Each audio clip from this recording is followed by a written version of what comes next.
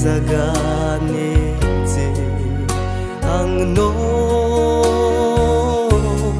tui khom ang khaba sa ye tao o tung mole isor bai ang no tui khom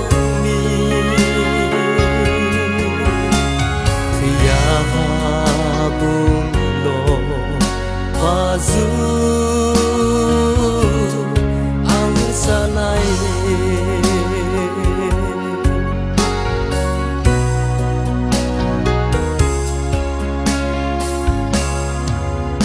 ang lethang ni po sang yahase bose isor bai ang no yaw yaw mi no ay so mo ba din prime no rie ang nom thang ha o se tao o po a khak sang tao maya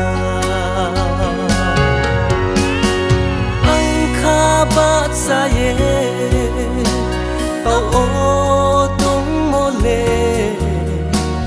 isor bai ang no tui khom mi tuya ha bung lo basu ang sanay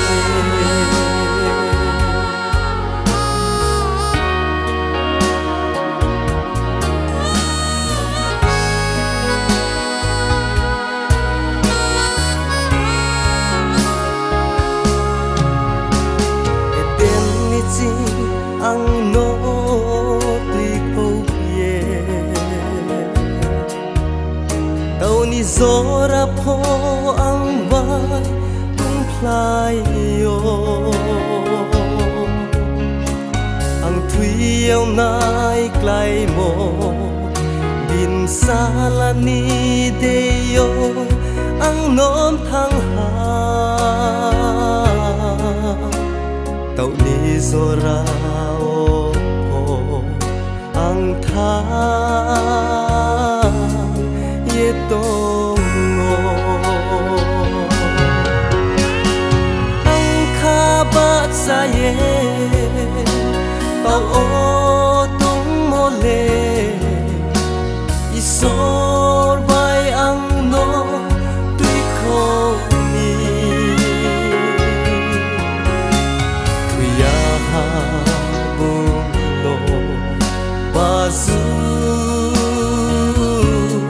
ang sanay ang khabat sa ye tao o tung mole isor